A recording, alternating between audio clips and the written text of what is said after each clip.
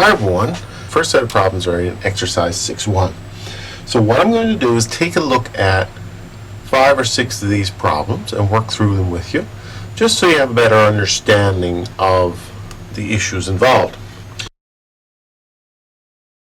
Now the first problem, and this is exercise 6.1, says how much interest was paid on a $1,500 loan for 7 months at an annual interest rate of 4.5%.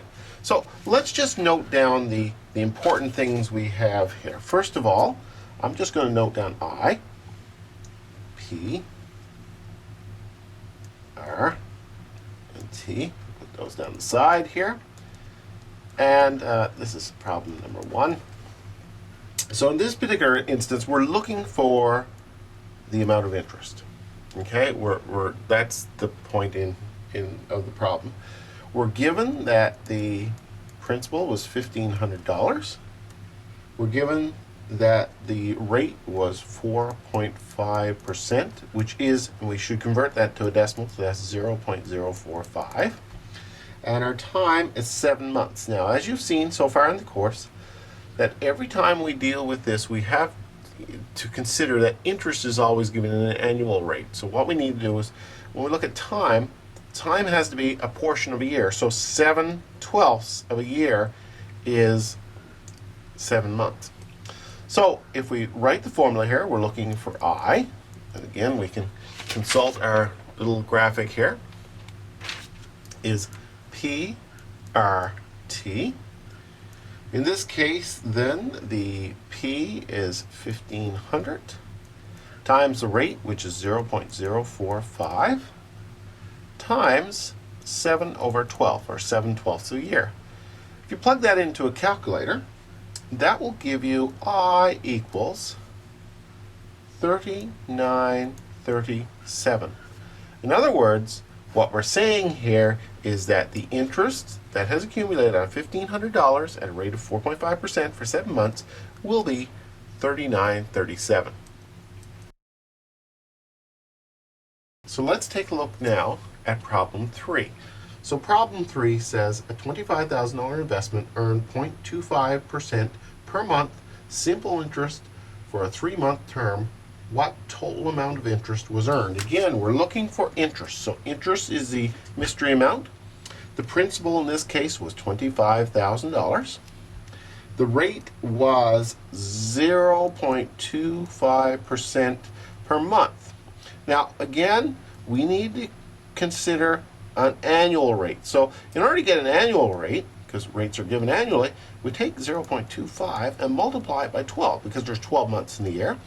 And that will come up to 3%, which is 0.03 in terms of a decimal.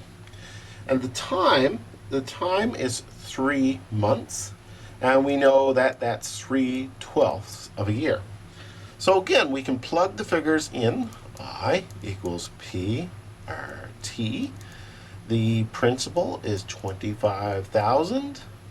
The rate in this case is 0.03, as we've calculated down here. And the time is 3/12 of a year. So the interest then will be, if we run those numbers through our calculator, will be 187.50. So that's the amount of interest that will accumulate.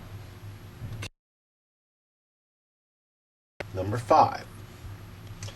In terms of number 5, the problem reads the interest paid at the end of the term of a $9,125 loan at 0.8% per month was $511. Calculate the term of the loan. So in this particular instance, we're looking for term. So let's just note down these basic terminologies that we put down. So we I and P and R and T. So let's take a look here. We have, in the case of number 5, we have the interest that was accumulated was $511. So we know interest. The principal was 9,125. We know that. The rate is given at 0.8% per month. Now again, we need to convert that to a yearly rate, so 0.8% times 12, and 0.8% times 12 will yield us 9.6% annually, which is 0.096 in decimal terms. And we don't know the time, so actually we're trying to calculate the time. So in this particular instance, again, we haul out our little graphic here, and we notice that we are looking for time. So we know that T equals I over PR.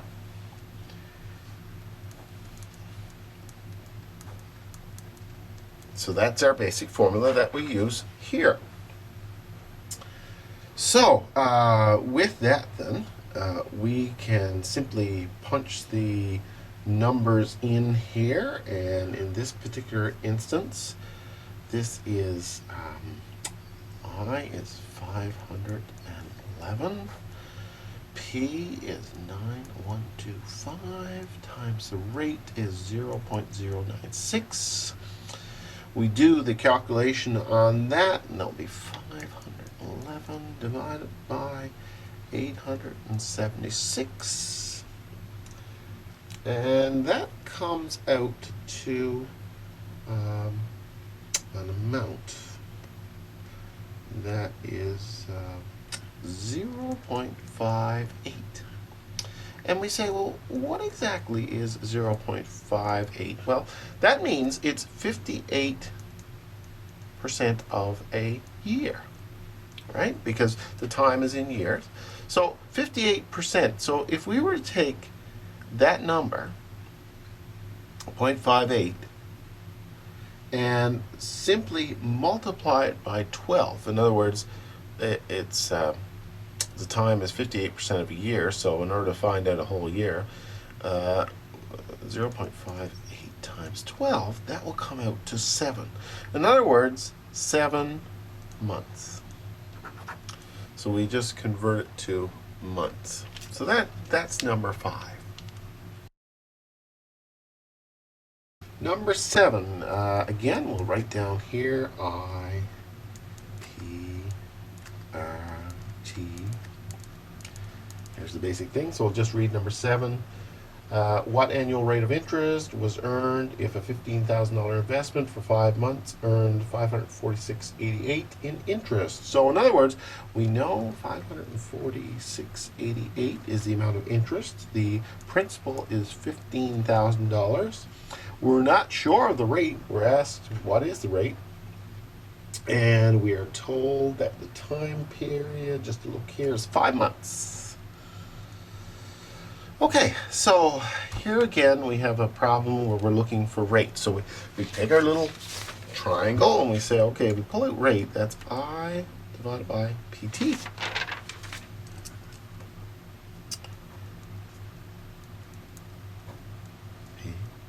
Okay, so in order to find a rate, then we take our I, which is 546.88, and we divide it by the principal. In this case is 15,000, right? And the time is 5 months. Now remember, that time is always a function of a year, so it's 5/12ths of a year. So if we do the calculations on that, that's 546, there, that's the same as 546.88 divided by 6250. And our rate then is 0.0875, which is, if we bring that to a percentage form, 8.75%. So therefore, our rate in this case was 8.75%. Okay, so that's number 7. Let's take a look at the next one. Let's take a look at number 9. And again, we have I, P, R, and T we have to consider in these problems. Those are the 4 factors that we're juggling. So looking at number 9, number 9 says, how much interest will be earned on $5,000 in 5 months if the interest rate is 5.5%? So again, we're given our principal, 5,000. The rate is 5.5%. That's an annual rate, so we got to convert that to a decimal, 0.55.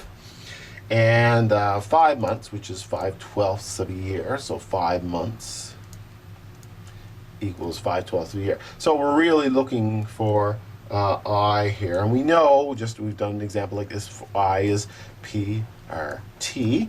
So we take our P, 5,000, times our rate, which is 0.055, times the time, which is 5/12, and we will come up with a number, 114.58. So in other words, $5,000 at 5.5% for 5 months will earn 114.58 in interest or thereabouts. Okay, so let's take a look at number 11. Number 11, in this particular case, it says the interest owed on a loan after 5 months was $292.50.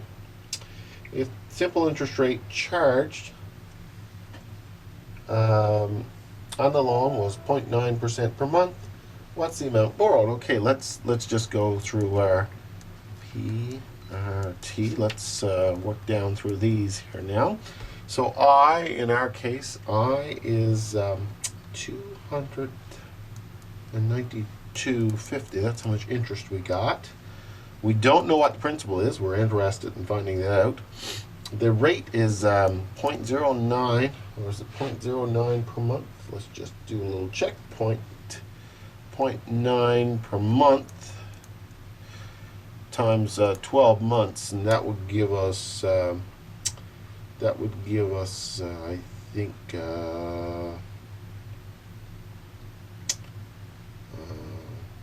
let's just do a little bit of quick math on that. 0.9 times 12 is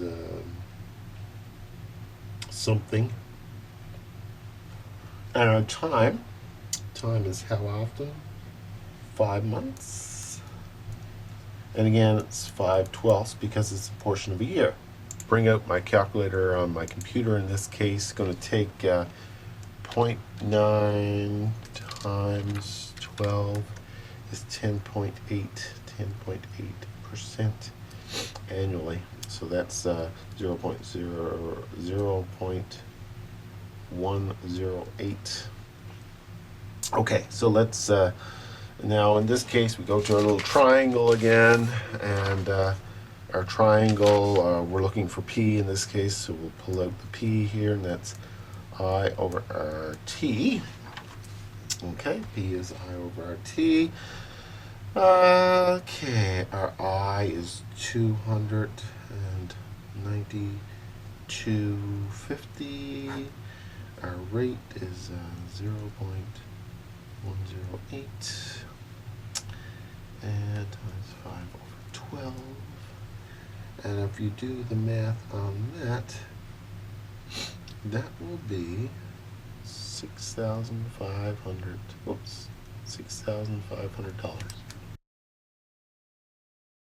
Here. Number 17 is a little bit of a harder problem. And what it is really is two problems built into one. It says that Summer put $10,000 in a 3-month term deposit at TD Canada Trust, earning a simple interest of 2.2%. After the 3 months, she invests the entire amount of the principal and the interest, so add them together, for the first deposit into a new 3-month deposit. So effectively, she does a deposit here for 3 months, and then she takes whatever she got of that and she puts it in for another 3 months. Okay, so let's just see what let's see what we've done here. We got $10,000 going in the bank. It's earning 2.2%. And after 3 months, she invests the entire principal and interest in the first term, new 3-month deposit, same rate of interest, so 2.2%. Again, same thing. The question is, she'll have an amount here that will include the principal plus the interest. That will get put in and give us a new amount. So what we're trying to find out is how much interest did you earn on each deposit. So interest in this case and interest in this case. So this is essentially what we're looking for, and so we need to find two lots of interest. So the first lot of interest, let's just write down our normal formula, normal numbers used. Okay. We're looking for interest. We don't know what the interest is. The principal in this case is $10,000. In the first instance is $10,000. The rate is 2.2%, which is 0.022. And the time is 3 months, and that's 3 over 12 in terms of a year. So we just plug that in. I equals PRT. And the principal is 10,000. Oops. Times our rate, which is 0.022, times the time, which is 3 over 12. We crunch those numbers through our calculator, and we will get $55. So in other words, this first lot of interest will earn us $55. So if she had the 10,000, at the end of it, she has 10,000 plus the 55. So she really has $10,055 at the end of the first 3 months. Then she goes on to, she puts that back in. So in this case, in the second instance, in looking at this second 3-month period, she got IPRT. We do the same thing. Our interest is, or our amount of interest we earn is questionable. The principal in this case will be the 10,055, which is the original 10,000 plus the 55 interest that got accumulated in the first 3 months. The rate is still 2.2%, which is 0.022, and the time is 3 months, which is the same as 3 over 12 years. We got the same formula, IPRT. Principal is 10,055. Times the rate, which is 0.022, times the time, which is 3 over 12. And you run that through, you'll get 55.30.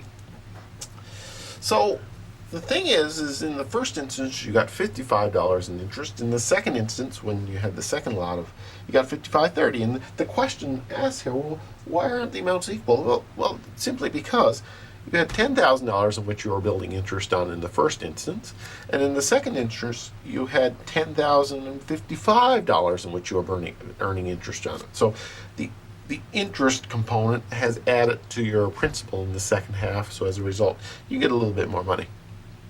So that's that first section. I hope that that was helpful to you.